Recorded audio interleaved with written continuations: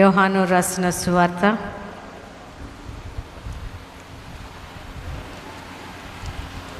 9వ అధ్యాయము 39వ వచనాన్ని చదువుకుందాం. యోహాను సువార్త. అప్పుడు యేసు, చూడని వారు చూడవలెను, చూచువారు గ్రుడ్డివారు కావలెను అను తీర్పు నిమిత్తము నేను ఈ లోకమునకు వచ్చితినని చెప్పాను. చాలండి, ప్రార్థన చేసుకుందాం.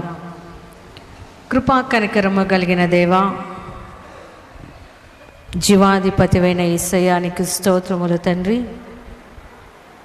ఈ దినమునైనా మనుషులు కళ్ళుండి కూడా గ్రుడ్డివారిగా ఉంటున్నారు నైనా. అలాంటి వారి నిమిత్తము నువ్వు ఈ దినము సిద్ధపరిచిన వాక్యాన్ని బట్టి మీకు స్తోత్రములు తండ్రి. ఒకవేళ మేము కూడా తండ్రి మీరు చేసే కార్యాలు చూస్తూ కూడా గ్రుడ్డివారిమిగా ఉన్నామోనని మమ్మల్ని మేము గ్రహించుకొనుటకు నీ వాక్యము మాకు సహకారమును అందిస్తుండగా, నీ వాక్యము వినుటకు ప్రతి ఒక్కరికి హృదయము తెరచి ఆత్మను సిద్ధము చేసుకున్నామని యేసు నామములో అడుగుచున్నాము తండ్రి, ఆమేన్. ఇక్కడ మనము దేవుడు కొంతమంది వ్యక్తులతో మాట్లాడుతూ ఉన్నారు. వారెవరు అంటే పరిసయ్యులు అనే ఒక పనిని చేస్తున్నవారు. ఈ పరిసయ్యులు ఎవరైనా కూడా ఆచారబద్ధంగా బ్రతకకపోతే, ఆచారాలు పాటించకపోతే వారిని ఏం చేస్తూ ఉంటారంటే హెచ్చరిస్తూ ఉంటారు. అయితే యేసు ప్రభు వచ్చిన తర్వాత ఆచారాలు అనేవి కొట్టివేయబడ్డాయి. ఎందుకంటే మనుషులు ఆచారము చొప్పున బ్రతకడం ప్రారంభించారు. మనస్సును దేవునికి దూరంగా పెట్టారు. అందుకని యేసు ప్రభువు ఆచారంగా పాటించే భక్తి, ఆచారంగా ప్రారంభించే భక్తి,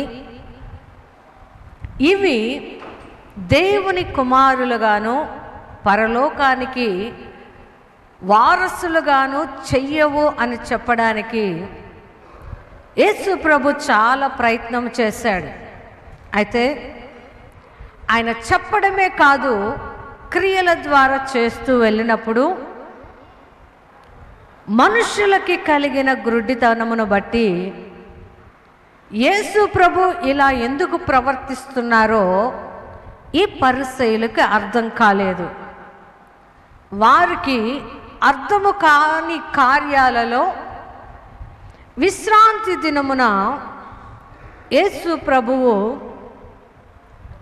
ఒక వ్యక్తిని, కళ్ళు లేని గుడ్డి వ్యక్తిని స్వస్థపరిచాడు. అయితే ఆ కళ్ళు వచ్చిన గుడ్డి వ్యక్తి తనకి కలిగిన ఆనందమును బట్టి గంతులేస్తూ సంతోషిస్తూ నాకు కళ్ళు వచ్చాయి అనే సంతోషముతో ఊరంతా తిరుగుతూ ఉన్నాడంట. ఊరంతా తిరుగుతూ ఉంటే ఈ పరిసయ్యులకి కొంచెం ఆశ్చర్యం వేసింది. ఈ గ్రుడ్డివాడు చిన్నప్పటి నుండి ఇతన్ని మనము చూస్తున్నాము, చిన్నప్పటి నుండి ఇతనిని మనము ఎరిగిన వారము, ఇతను పుట్టు గుడ్డివాడు, ఇతనికి ఎలా కళ్ళు వచ్చాయి? మేము పుట్టినది మొదలుకొని అంటే వారి జీవితం ప్రారంభించిన దినమును మొదలుకొని ఇప్పటిదాకా ఇలాంటి కార్యం మేము చూడలేదు. కళ్ళున్న వారికి కళ్ళు రావడం అనేది మేము చూడలేదు. ఇలాంటి క్రియలు మేము చూడలేదు. ఇది చాలా ఆశ్చర్యంగా ఉంది అని ఆ గురుడ్డి వ్యక్తి దగ్గరికి వెళ్ళి అడుగుతూ ఉన్నాడు, నీకు ఎలా కళ్ళు వచ్చాయి? నీకు కళ్ళు రావడానికి గల కారణాలు ఏమిటి అని ఆ గుడ్డి వ్యక్తిని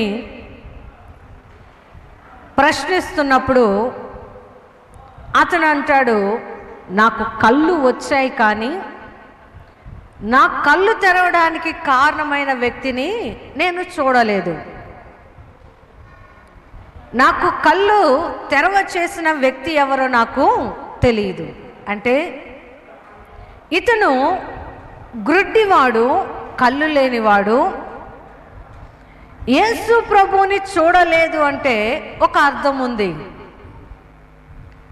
కళ్ళున్న పరిసయ్యులు యేసు ప్రభువుని చూడకపోవడము ఇక్కడ కళ్ళు లేని వ్యక్తికి ఆశ్చర్యంగా అనిపించింది. అతను అంటున్నాడు, నాకంటే కళ్ళు లేవండి, మీకు కళ్ళు ఉన్నాయి కదా, మీకు కూడా తెలియదా ఆయన ఎవరో అని అడుగుతూ ఉన్నాడు.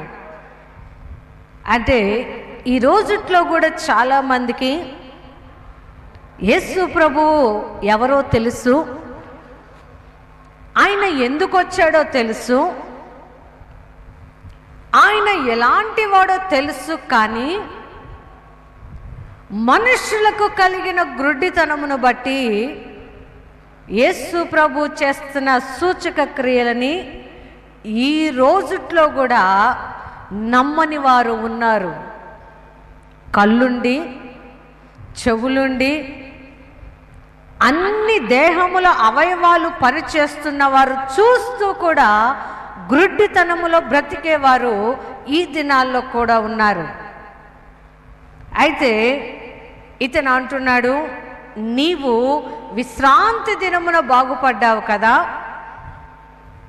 అయితే ఈ విశ్రాంతి దినమున నిన్ను బాగు చేసిన వ్యక్తి పాపి అన్నాడు. ఎవరంట? యేసు ప్రభు పాపి అంట. ఎందుకంట? విశ్రాంతి దినమున ఒక వ్యక్తికి మేలు చేస్తే యేసు ప్రభుని పాపి అంటున్నారు. ఈ మధ్య ఒక అబ్బాయి బయలుదేరాడు, యేసు ప్రభు పాపి పాపి అని. వాడికి సగం వాక్యం అర్థము కాక శరీరాశలు వారిని లోపరుచుకున్నాయి కాబట్టి వాడికి దేవుళ్ళో నడవడం ఇష్టం లేక యేసు ప్రభుని ఏం చేస్తున్నాడు? పాపి అని మాట్లాడుతూ ఉన్నాడు. మరి యేసు ప్రభు చేసిన పాపము ఏముంది అంటే, ఆయన ఎవరికి ఏ అన్యాయము చేయలేదు, ఎవరికి కీడు చేయలేదు, ఎవరికి ఆయన ద్రోహము చేయలేదు. కానీ యేసు ప్రభు మనుషులకు మేలు చేస్తూ ఉంటే, మనుషులను బాగు చేస్తూ ఉంటే, మనుషులను స్వస్థపరుస్తూ ఉంటే పొందుకున్న వారు సంతోషంగా ఉన్నారు, కానీ పొందుకున్న వారు చూస్తున్న వారికి అసూయ వస్తూ ఉంది. ఈ రోజుల్లో కూడా చాలామంది ఉంటారు కదా, ఒకరు బాగుపడుతుంటే చూసి మెచ్చుకోలేని వారు, ఒకరు బాగుపడుతుంటే చూసి సంతోషించలేని వారు, ఒకరు సంతోషంగా ఉంటే చూసి వారిని బట్టి ఆనందించక వీళ్ళేమంటారో తెలుసా? ఆహా, వారిద్దరు అంత అన్యోన్యంగా ఉన్నారా, వారిద్దరు అంత ప్రేమ కలిగి ఉన్నారా అని ఏం చేస్తారు? భార్యకి కానీ భర్తకి కానీ అనుమానాలు కలిగించే మాటలు మాట్లాడతారు. అప్పటిదాకా సఖ్యతగా ఉన్న భార్యాభర్తలు ఏమైపోతారు?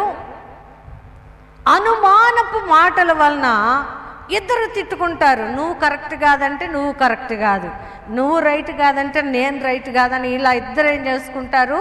వాదులు ఆడుకుంటూ ఉంటారు. యేసు ప్రభువును బట్టి ఆ గ్రుడ్డి వ్యక్తికి కళ్ళు వస్తే ఈ నచ్చని పరిసయ్యులు ఏమంటున్నారు? యేసు ప్రభు నిన్ను బాగు చేసిన వ్యక్తి పాపి. మరలా వాళ్ళే సాక్ష్యం చెప్తూ ఉన్నారు, మేము పుట్టినది మొదలుకొని మాకు కళ్ళు ఉన్నప్పటి నుండి ఇలాంటి కార్యము మేము చూడలేదు. ఈ రోజుల్లో కళ్ళు లేకపోతే ఆపరేషన్ చేస్తే కళ్ళు వస్తాయి. ఈ రోజుట్లో కళ్ళు లేకపోతే ఇంకొకరి కళ్ళు దానం చేస్తే కళ్ళు లేని వారికి కళ్ళు వస్తాయి. కానీ ఇతనికి ఎవరు దానము చేయలేదు, ఎవరు పెట్టలేదు. మరి నీకు కళ్ళు ఎలా వచ్చాయంటే ఆ గుడ్డి వ్యక్తి చెప్తూ ఉన్నాడు, ఆయన నా కళ్ళ మీద బురదను పూశాడు. ఏం పూశాడంటండి? బురదని పూశాడు. ఆ బురదని కడుక్కోమని నన్ను సిలోయం అనే కోనేటికి పంపించాడు. అక్కడికి వెళ్ళి నేను కళ్ళు కడుక్కొని చూస్తే నాకు ఆకాశము, చెట్లు కనబడుతున్నాయి, కానీ నన్ను బాగు చేసిన వ్యక్తి కనబడలేదు అని సాక్ష్యం చెప్తూ ఉన్నాడు. యేసు ప్రభువు మట్టితోటి స్వస్థతనిచ్చాడు అంటే దాన్ని కూడా ఎగతాళి చేసేవాళ్ళు ఉన్నారు. ఏమి, మట్టితోనే చేస్తే స్వస్థత రాదా? ఆయన చెయ్యి ముట్టచ్చు కదా, కళ్ళ మీద చెయ్యి పెట్టచ్చు కదా అని మనుష్యులకి కలిగిన ఆలోచనను బట్టి దేవుడు ఇలా చేయొచ్చు కదా, అలా చేయొచ్చు కదా, ఇలా చేస్తే బాగుంటుంది కదా అని దేవుని క్రియలని ఎగతాళి చేస్తూ ఉన్నారు. యేసు ప్రభు అక్కడ మట్టి పూసి అతని కళ్ళుని బాగు చేయడానికి ఒక అర్థం ఉంది. ఏమిటి అర్థం అంటే, నేల మంటితో దేవుడు ఆదామును తయారు చేసి ఆయన నాసికారంధ్రములో జీవవాయువు ఊదినప్పుడు మనిషి జీవాత్మ అయ్యాడు. అదే మట్టితోటి యేసు ప్రభు కుమారుడు, తండ్రి కుమారుడుగా ఈ భూమి మీదకి వచ్చాడు. కాబట్టి అదే జీవము నాలో ఉందని తెలియచెప్పడానికి ఆ గుడ్డి వ్యక్తిని, గుడ్డి వ్యక్తిని ఆ మట్టి ద్వారా తిరిగి అతని కళ్ళకి జీవము పోసాడు. హల్లెలూయా. అంతేకాని యేసు ప్రభువు తాకితేనే స్వస్థత వస్తుంది, యేసు ప్రభు ముడితేనే స్వస్థత వస్తుంది అని కాదు.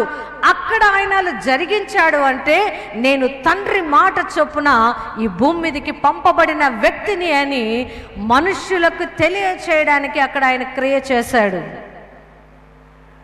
అది అర్థం కాని వాళ్ళు చాలామంది దేవుణ్ణి ఎగతాళిగా మాట్లాడుతూ ఉన్నారు యేసయ్యని. ఈ పరిసయ్యులకు కూడా అర్థం కాలేదు. ధర్మశాస్త్రము చదువుతున్నాడు, ప్రవక్తల గ్రంథాలు చదువుతున్నారు, ప్రవచనాలను గురించి వింటున్నారు, కానీ గ్రహించలేని గుడ్డితనములో ఉంటున్నారు.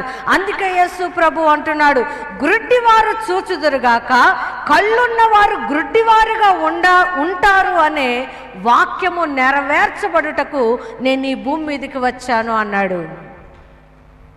కళ్ళుండి ప్రవచనాలు చదువుతున్నారు, కళ్ళుండి ప్రవచనాల గురించి ధ్యానము చేస్తున్నారు, కళ్ళుండి ప్రవచనాల గురించి మనుషులకు ప్రచురము చేస్తున్నాడు, కానీ ఆ ప్రవచన వాక్యము శరీరము ధరించుకొని ఈ భూమి మీదకి వచ్చి మనుషులకి ఆయన క్రియలు చేస్తున్నాడు అని మనోనేత్రములు గుడ్డితనము కలిగిన ఈ పరిసయ్యులు యేసు ప్రభుని పాపి అని ప్రచారము చేస్తూ ఉన్నారు. ఎందుకంట వారి ఆచారాలు ఈయన పాటించడము లేదని. కొంతమంది అంటారు, యేసు ప్రభు నా మాట వింటేనే ఆయన దేవుడని ఒప్పుకుంటా, యేసు ప్రభు నా మాట విని ఈ దినము ఈ క్షణము ఒక కార్యము చేస్తేనే నేను దేవుడని ఒప్పుకుంటా, లేకపోతే ఆయన దేవుడే కాదని నేను అంటారు. ఆయనను నమ్ముకున్న నేను నా జీవితంలో కొరత ఉందని దిగులు పడతా, బాధపడతా, ఏడుస్తూ ఉంటే దేవుని పని చేయలేరు. కళ్ళుండి గుడ్డితనముగా బ్రతికేవారు మమ్మల్ని క్వశ్చన్ చేస్తూనే ఉంటారు ఈ రోజుటికి కూడా. అయినా కానీ వారి మాటలు, ఎవరి మాటలకి నేను భయపడనండి. ఎందుకంటే నన్ను కలుగ చేసిన వాడు, నా తల్లి గర్భములో నన్ను ప్రవేశపెట్టిన వాడు, నన్ను ఎలా వాడుకోవాలనుకుంటున్నాడో, ఏ పని చేయించుకోవాలనుకుంటాడో ఆయనకి మాత్రమే తెలుసు. ఆయన ఏది ఇస్తే దానికి లోపడ్డమే నాకు తెలుసు. అంతేకాని అందరూ మాటలు అంటున్నారు, ఇప్పుడు నువ్వు నాకు ఇవ్వు, ఇప్పుడు నాకు చెయ్యి అని దేవుని నేను ఎప్పుడు శోధించనండి. హల్లెలూయా. శోధించడానికి ఆయన మనిషి కాదు. అసలు శోధిస్తే దేవుడు పనిచేయడు తెలుసా. చాలామంది బైబిల్లో యేసు ప్రభువుని అడుగుతారు, ఈరోజు మాకు ఆకాశంలో ఒక సూచక క్రియ నువ్వు చేసి చూపిస్తే నీవు రక్షకుడివి, నజరేతు వాడవి, దేవుని కుమారుడు అని ఒప్పుకుంటాము అంటే యేసు ప్రభు అంటాడు, యోనాను గురించి విన్నారు కదా మీరు, యోనాను గురించి మీరు చదువుతున్నారు కదా, మీ జీవితాలకు అది చాలంటాడు. శోధిస్తే దేవుడు కార్యము చేయడండి. ఈ గుడ్డివాణ్ణి అడుగుతాడు యేసు ప్రభు, నీకు విశ్వాసం ఉందా, నీకు ఇష్టమేనా, నీకు కళ్ళు రావడం ఇష్టమేనా అంటే నాకు ఇష్టమేనయ్యా, నా కళ్ళు కావాలి, నాకు ఇష్టమే, నువ్వు బాగు చేయడం నాకు ఇష్టమే అని ఆ వ్యక్తి అడిగినప్పుడు నేల మంటితోటి అతని కళ్ళకు ఉన్న గుడ్డితనాన్ని దేవుడు తీసేశాడు. హల్లెలూయా. కానీ ఆచార సంబంధమైన భక్తి కలిగిన ఈ పరిసయ్యులు ఏం చేస్తున్నారు, యేసు ప్రభువుని అంటున్నారు, ఈ దినము విశ్రాంతి దినము, నువ్వెందుకు మేలు చేశావు, ఈ దినము విశ్రాంతి దినము, నువ్వెందుకు అతని కళ్ళు బాగు చేశావు. ఈరోజు కూడా చాలామంది అదే అంటుంటారు, అన్ని హాస్పిటళ్ళు ఉన్నాయి, అన్ని కోట్లు పెట్టి హాస్పిటల్స్ కట్టించారు, మరి మీ యేసయ్య బాగు చేసే పని అయితే ఇన్ని హాస్పిటల్స్ ఎందుకు అంటారు చాలామంది. హాస్పిటల్లో ఉండే వైద్యము కూడా దేవుడు ఏర్పాటు చేసిందేనండి. హల్లెలూయా. అయితే కొంతమందికి మెడిసిన్ వేసుకుంటే తగ్గిద్ది, కొంతమందికి ఎన్ని మెడిసిన్స్ వేసుకున్నా తగ్గదు. ఒక ఆమె తన కూతురు బీటెక్ చదువుతూ హాస్టల్లో ఉంటుందంట. అయితే ఆ పాప సడన్గా మధ్యరాత్రులు లేచి గట్టిగా అరుస్తుంటుందంట, అప్పుడప్పుడు కేకలు పెడతా ఉంటుందంట. తనతో ఉన్న ఫ్రెండ్స్ భయపడిపోతూ ఉన్నారంట, ఎందుకు ఈ అమ్మాయి ఇలా అరుస్తుంది. ఒకరోజు స్కూల్లో కాలేజీలో వాళ్ళు చెప్పారంట, అమ్మాయిని హాస్పిటల్లో చూపించండి, బ్రెయిన్లో నరాలు ఏమన్నా పాడైపోయాయేమో, మెంటల్గా ఏమన్నా అప్సెట్ అయిందేమో, మీ పాపకి ట్రీట్మెంట్ ఇప్పించండి అని అక్కడికి వాళ్ళొక సలహా ఇస్తే ఈ తల్లి డాక్టర్ దగ్గరికి తీసుకెళ్ళిందంట. అన్ని టెస్టులు చేపిస్తే మీ పాపకి ఏ ఇబ్బంది లేదు, అన్నీ నార్మల్గా ఉన్నాయి అన్నాడంట. తల్లిదండ్రులకి ఇద్దరికి ఏం అర్థం కాలేదంట. అన్నీ నార్మల్గా ఉన్నాయి, అమ్మాయి ఏమో బాగా సన్నగా అయిపోతుందంట, సరైన ఆహారము తినలేదంట. పిల్లలందరికీ ఈ పాప వింతగా కనబడతా ఉంది. అది ఒక పాస్టర్ గారి ఫ్యామిలీ. ఆ పాస్టర్ గారు ఆలోచిస్తూ ఉన్నాడంట, ఏమైంది మా అమ్మాయికి, సరిగా అన్నం తినలేదు, ఇలా అప్పుడప్పుడు గట్టిగా అరుస్తూ ఉంది అని వారికై వారు ఆలోచిస్తున్నారంట. కానీ వారు దాని గురించి పెద్దగా పట్టించుకోలేదంట. అయితే ఒకరోజు మేము కనిగిరి ప్రాంతంలో సువార్త సభలకు వెళ్ళాం. అక్కడ 3 రోజులు మీటింగ్స్ పెడితే ఆ 3 రోజుల సభలకి ఆ పాప వాళ్ళ తల్లిదండ్రులతో వచ్చింది. అందరితో ప్రార్థన చేయించుకున్నట్టు వీళ్ళు కూడా ప్రార్థన చేయించుకుంటున్నారు. అయితే ఆ పాప కింద పడిపోయింది. మొదటి రోజు ప్రార్థన చేయించుకున్నప్పుడు కింద పడిపోయింది. కింద పడిపోయిన తర్వాత ఆ పాస్టర్ గారికి ఆయన భార్యకి కొంచెం షేమ్ అనిపించిందంట. అంటే మా అమ్మాయి ఏంది మనుషులందరి మధ్యలో అలా పడిపోయింది, మాకెంత అవమానము, మా అమ్మాయికి ఇలా జరిగింది ఏంటి అని మరుసటి రోజు కూడా చర్చి ప్రేయర్కి వచ్చారు. ఇంటి దగ్గర ఆ పాపకు చెప్తున్నారంట, ఈసారి నువ్వు కింద పడితే మాత్రం బాగోదు, ఈసారి నువ్వు కింద పడకుండా నిలబడాలి అని ఇంట్లో తల్లిదండ్రులు ఇద్దరు చెప్పి తీసుకొచ్చారంట. సరే మరలా ప్రార్థన చేయించుకున్న 2వ రోజు పడిపోయింది. ఇంకా 3వ రోజు వాళ్ళమ్మ పాస్టర్ అమ్మగారు ఏం చేస్తున్నారంటే, ఆ బిడ్డ ప్రేయర్ చేసేటప్పుడు యవనస్తురాలు బీటెక్ చదువుతుందంటే మంచి యవన ప్రాయంలో ఉంటే పాప ఇలా పట్టుకున్న వెంటనే ఆ తల్లి ఆ బిడ్డ యొక్క బరువును మోయలేక ఆమె వదిలేసింది. వదిలేస్తే ఆ అమ్మాయి అండి అరుపులు, కేకలు, ఒక రకమైన ఈ చివరి నుండి ఆ చివరికి పాకుతుంది, పరిగెత్తుతుంది, గెంతులేస్తుంది. ఆ పాపను పట్టుకోవడానికి 10 మంది మనుషులు కూడా అంత వారి బలం కూడా సరిపోవడం లేదండి. అప్పుడు పాస్టర్ గారు చెప్పారు, అమ్మా మీ పాపకి ఎన్ని ట్రీట్మెంట్స్ ఇచ్చినా కూడా, మీరు ఎంత చూపించినా కూడా లోపల ఉన్నది అనారోగ్యము కాదు, లోపల ఉన్నది అపవిత్రాత్మ. హల్లెలూయా. ఎప్పుడైతే ఆ పాపకి ఆ లోపల ఉన్న అపవిత్రాత్మ వెళ్ళిపోయిందో, ఆ తర్వాత మరలా 2 నెలల తర్వాత పాస్టర్ గారు వాళ్ళు వచ్చి కలిశారు. ఆ పాప చక్కగా ఉంది. ఒక్కొక్కసారి హాస్పిటల్స్లో కూడా జరగని కార్యాలు మందిరములో జరుగుతాయి. మందిరాలు ఉన్నాయని హాస్పిటల్స్ ఉండకూడదు, హాస్పిటల్స్ ఉన్నాయని మందిరాలు ఉండకూడదు అనే స్లోగన్ కాదండి. ఈ పరిసయ్యులు కూడా ఇది విశ్రాంతి దినము కదా, ఈరోజు ఎందుకు బాగు చేశారు? మనం ఎవరమండి దేవునికి ఆచారాలు నేర్పించడానికి? మనము ఎవరమండి దేవుని ఈరోజు చెయ్యి రేపు చెయ్యని ఆర్డర్ వేయడానికి? మనము ఎవరమండి నాకు ఇది ఇస్తేనే నిన్ను నమ్ముతాను అని దేవునికి టార్గెట్లు పెట్టడానికి? ఖచ్చితంగా ఆయన ఇస్తాడు, ఎప్పటికైనా కూడా ఆయన ఇస్తాడు. కానీ శోధిస్తే మాత్రం ఎన్నటికీ ఇవ్వడు. హల్లెలూయా. ఎవరైనా మనమైనా అంతే, ఎవరైనా ప్రేమగా అడిగితే పెడతారు, కానీ ఇస్తావా ఇవా అని దౌర్జన్యం చేస్తే ఏమంటావు?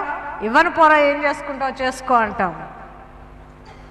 మనుషులమైన మనకే, ఏ మనిషి ఎలా అడిగితే ఇవ్వాలో తెలిసిన మనకే దేవుని దగ్గరకు వచ్చేటప్పటికి ఏం చేస్తాము?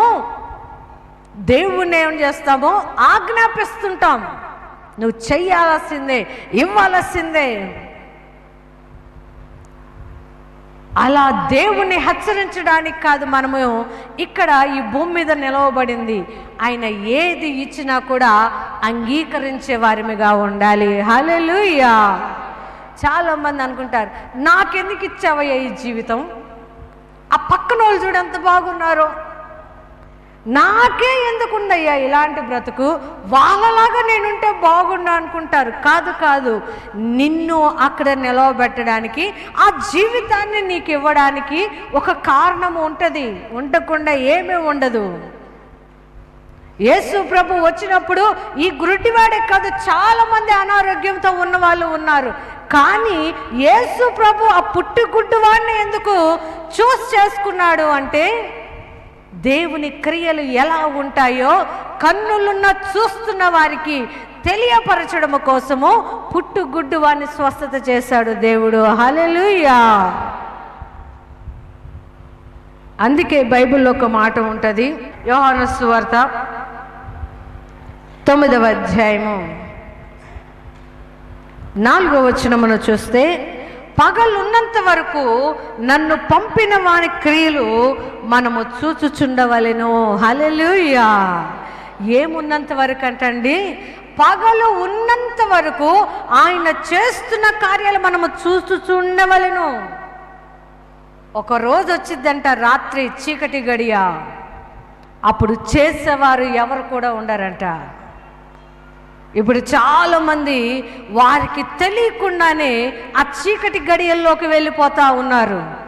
ఇంకెక్కడ ఉన్నాయండి దేవుని కార్యాలు, ఇంకెక్కడ ఉన్నాయండి దేవుడు చేసే అద్భుతాలు, ఈ రోజులు ఎక్కడ జరుగుతున్నాయండి అని మనుషులకు తెలియకుండానే వారు కల్పించుకున్న ఆ రాత్రిలోకి ప్రవేశిస్తూ ఉన్నారు. కానీ యేసు ప్రభు అన్నాడు, పగలు ఉన్నంత వరకు, సూర్యుడు ఉన్నంత వరకు ఆయన కార్యాలు మనం చూస్తూనే ఉంటాం. ఈ మధ్య ఒక 4-5 సంవత్సరాల్లోనే చూసాం ఆయన కార్యాలు. కరోనా రావడం, పోయే వాళ్ళు పోవడం, ఉన్నవారిని ఎలా రక్షించాడు, ఎలా సంరక్షిస్తున్నాడు అని కళ్ళతో చూస్తున్నాము. కానీ చనిపోయిన వారి గురించి అడుగుతారు, బాగుపడ్డోడు గురించి అడగడల్లా. ఇప్పుడు మీ యేసయ్య ఉంటే మరి ఇంతమంది ఎందుకు చనిపోయారు అంటే, వారి జీవితము, వారి ప్రయాస, వారి లెక్క అంతవరకు ముగించబడింది. బ్రతికి ఉన్న వారిని చూసి సంతోషించకుండా చనిపోయిన వారిని బట్టి దేవుణ్ణి అవమానిస్తూ ఉన్నారు. ఇప్పుడు కూడా ఏం చేస్తున్నారంటే ఈ పరిసయ్యులు, గ్రుడ్డివాడిగా ఉన్నప్పుడు అతన్ని ఏమనలేదు, కళ్ళు వచ్చిన తర్వాత అతన్ని ప్రశ్నిస్తున్నారు, నీకెలా వచ్చాయి కళ్ళు, నీకెందుకు వచ్చాయి కళ్ళు, ఆయన పాపుల మనవని ఆలకించడని మీకు తెలీదా అని ఈ కళ్ళు వచ్చిన వ్యక్తి అంటుంటే, వారికి వాళ్ళు భుజాలు దణుకొని అంటున్నారు, అంటే నువ్వు మమ్మల్ని పాపి అంటున్నావా? మరి పాపులే కదా, వాక్యము తెలియని వారే కదా దేవుణ్ణి ప్రశ్నించేది. వాక్యమును గురించి సరి అయిన అవగాహన లేనప్పుడే కదా దేవునిలో ఉన్న విశ్వాసాన్ని మనము తృణీకరించి మాట్లాడేది. మనము పాపులమైనప్పుడే కదా ఆయన క్రియలు మన కంటికి కనబడకుండా, మనోనేత్రాలు వెలిగిపోగడకుండా గుడ్డితనములో బ్రతుకుతున్న వారిని. మనము పాపులము కాబట్టి ఆయన క్రియలు మన కళ్ళకు కనబడలేదు. మన క్రియలు పాపములో ఉన్నాయి కాబట్టి వెలుగులోనికి చూడలేని వారు యేసు ప్రభువుని విడిచిపెట్టి వెళ్ళిపోతా ఉన్నారు. భూమి మీద 2 మార్గాలు ఉన్నాయి. ఒక మంచి మార్గము, రెండవది చెడిపోయే మార్గము. ఈ మంచి మార్గంలో నడవాలంటే, యేసు ప్రభువుని పట్టుకొని నడవాలంటే శరీరానికి సంబంధించిన పాప కోరికలన్నీ విడిచిపెట్టుకోవాలి. అవి విడిచిపెట్టుకోలేని వారు, తమ వ్యసనాలను విడిచిపెట్టుకోలేని వారు, తమ హృదయంలో ఉన్న చెడు తలంపులను విడిచిపెట్టుకోలేని వారు, యేసు ప్రభు మార్గము చెడ్డదని, యేసు ప్రభు చూపించే మార్గము చెడిపోయినదని, ఆయన పాపి అని ఆ దినమున ఉన్న పరిసయ్యుల నుండి ఈ రోజుకు వస్తున్న చిన్న చిన్న పిల్లలు కూడా యేసు ప్రభుని పాపి అంటున్నారు. ఎందుకంటే వారి కళ్ళు తెరవబడలేదు, వారి కళ్ళు తెరవబడలేదు.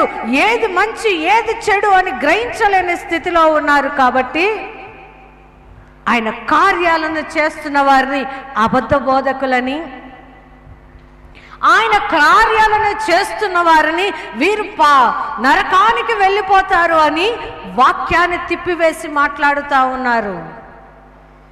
ఎందుకంట మేము పగటి వెందు ఉన్నవారిని అనుకుంటూ చీకటిలో వీరు బ్రతుకుతూ ఉన్నవారు. యేసు ప్రభు చెప్పాడు, పగలు ఉన్నంత కాలము జరుగుతాయి నా క్రియలు. మీరేం చేస్తూ ఉండాలంట, ఊరికనే చూస్తా నిలబడాలి. అంతేకాని ఇదెందుకు జరిగింది, ఇదెందుకు జరగలేదు, ఇదెందుకు జరగబోదు అని ప్రశ్న వేయడానికి మనము దేవుళ్ళమి కాము. హల్లెలూయా. ఆయన బిడ్డలమే, అంటే ఆయన పంపిస్తే వచ్చిన వారమే.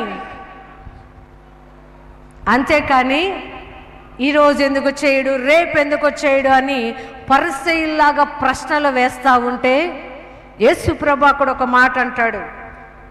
40-41 వచనాలను చూస్తే, ఆయన యొద్దనున్న పరిసయ్యుల్లో కొందరు ఈ మాటలు విని మేము గ్రుడ్డివారమా అని అడిగిరి. అందుకు యేసు, మీరు గ్రుడ్డివారైతే మీకు పాపము లేకపోవును, కానీ చూచుచున్నామని మీరు ఇప్పుడు చెప్పుకొనుచున్నారు కనుక మీ పాపము నిలిచి ఉన్నదని చెప్పుచున్నాను. చూస్తున్నారు క్రియలు,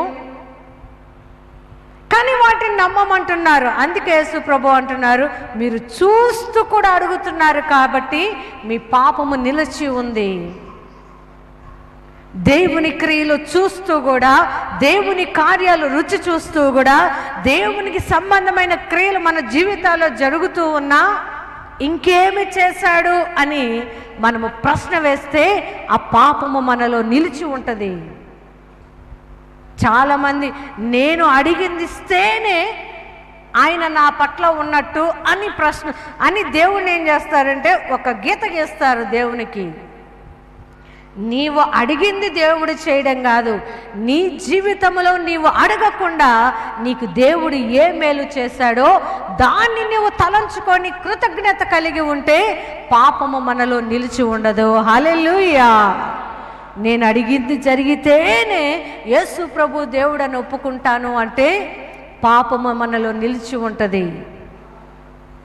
ఆ పాపము మనల్ని ఏలినప్పుడు దేవునికి దూరం అయిపోయే వారిగాను, దేవునిని అసహించుకునే వారిగాను అయిపోతారు. కాబట్టి వాక్యాన్ని పరిశీలనగా చదివితే దేవుడు ఎలాంటి క్రియలు ఎప్పుడు చేస్తాడని అర్థమైద్ది. అర్థమైన మనము దేవుని క్రియలని ప్రశ్నించకుండా ఆయన మనకి ఏది ఇస్తే అది తీసుకొని తృప్తి పడే జీవితాలని దేవుడు మనకిస్తాడు. హల్లెలూయా. అట్టి ఓపికని దేవుడు మనకు దయచేయునుగాక. ఆమేన్.